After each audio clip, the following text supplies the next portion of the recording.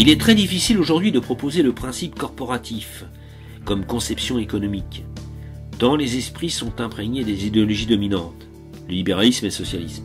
Depuis que l'ordre naturel, fondé sur des communautés naturelles organiques, a été bouleversé par la loi Le Chapelier, qui ne reconnaît plus que les individus et l'État, nous baignons dans un système qui oscille entre la poursuite d'intérêts individuels, exaltés par l'idée de concurrence, où toutes les barrières qui régulaient l'économie sont abolies, une défense d'intérêts de classe, où le principe d'opposition s'est substitué au principe d'union et d'organisation. Tout le problème est là.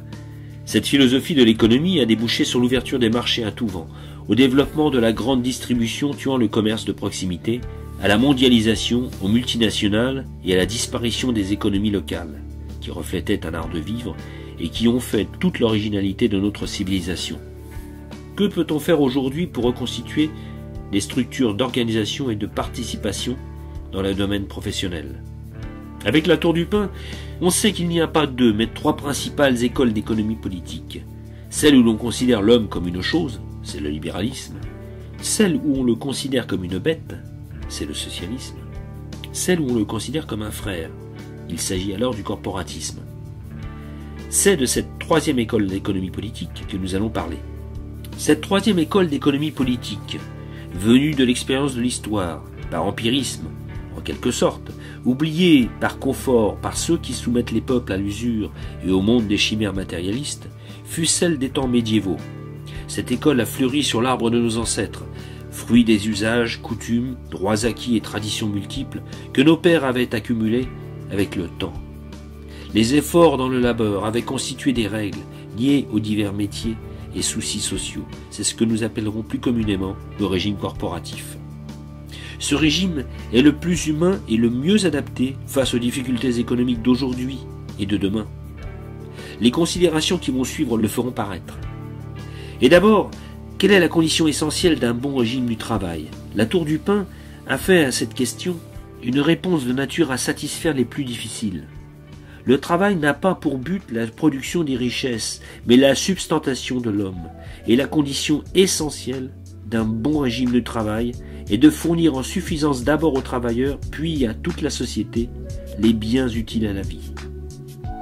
La Tour du Pin a défini le régime corporatif, une organisation de la société en corps professionnel, aussi bien dans l'ordre politique que dans l'ordre économique. Dans l'ordre politique, il fournit aux corps élus la représentation des droits et des intérêts au lieu de celle des partis. Dans l'ordre économique, il substitue à la liberté illimitée du travail et du capital, et à la concurrence sans frein qui en résulte, des règles variables dictées par les corps professionnels eux-mêmes, dans l'intérêt de la sécurité et de la loyauté du métier. Retenons bien cette formule, règles dictées par les corps professionnels eux-mêmes. Elle restitue au régime corporatif son vrai visage. Ce régime n'est pas, ne doit pas et ne peut pas être une création d'État. Il est l'organisation de la profession par les hommes de la profession. Le régime corporatif français rejette le libéralisme, l'anonymat des entreprises, la lutte des classes et l'orientation de la production tournée exclusivement vers le profit. Le corporatisme français s'oppose à l'étatisme. C'est l'une des caractéristiques principales du corporatisme français de s'opposer à l'étatisme. Il tient ce caractère de ses origines. La corporation que nos pères ont connue n'est pas l'ouvrage de l'État, mais la création des hommes de métier. C'est, a dit M. Olivier Martin, une sorte de république professionnelle dont les citoyens mènent eux-mêmes les affaires. Ces affaires, le corps professionnel les mène sous le contrôle incessant de l'État qui doit veiller à ce que le privilège corporatif ne tourne pas à un monopole préjudiciable au bien commun national. Mais le contrôle n'est pas la tutelle, au sens fâcheux. Il ne s'oppose en aucune manière à ce que la corporation demeure une institution de liberté. Création des hommes de la profession, le régime corporatif français épouse nécessairement les particularités de la profession. Entendez que la structure d'un corps professionnel agricole ou artisan ne saurait être la même que celle d'un corps professionnel industriel, commerçant ou du transport. Et ceci entraîne une conséquence très importante. Qu'est-ce qu'une corporation ? La corporation est une formation intermédiaire entre l'individu et l'État. Elle groupe les entreprises d'une même profession, ou de professions étroitement apparentées, et règlent leur activité à deux fins. Premièrement, pour que cette activité serve le bien commun du corps professionnel et celui de la communauté nationale.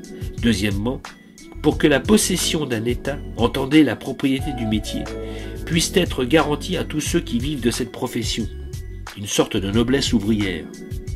Dès lors que le corps professionnel groupe les entreprises d'une même profession, elle intègre par là même les hommes qui vivent de ces entreprises. Elle les intègre en les distinguant, c'est-à-dire en les appelant à se constituer en comité ou syndicat d'après leur fonction dans l'entreprise ou d'après leur spécialité professionnelle.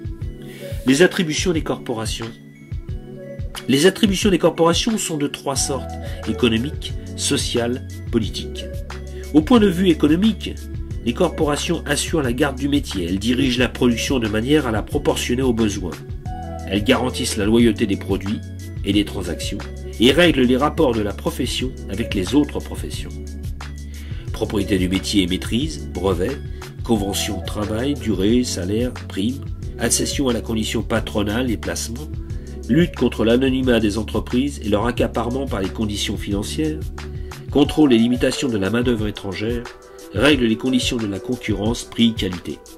Au point de vue social, les corporations édictent dans le cadre défini par les lois organiques la législation du travail et la fait respecter par une juridiction propre.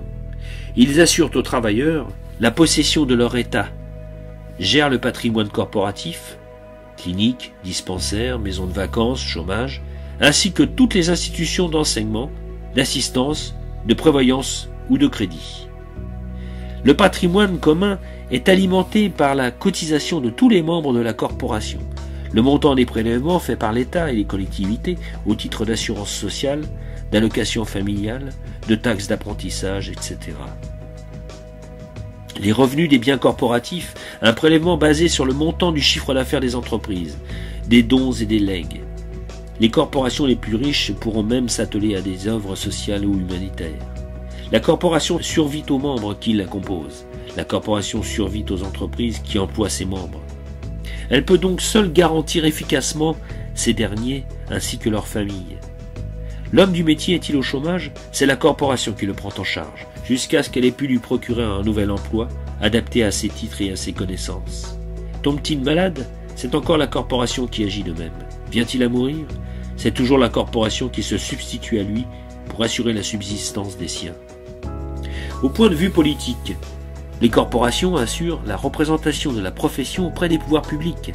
L'agence locale de la corporation peut être représentée dans les municipalités, la corporation régionale aux assemblées régionales, la corporation nationale auprès du gouvernement.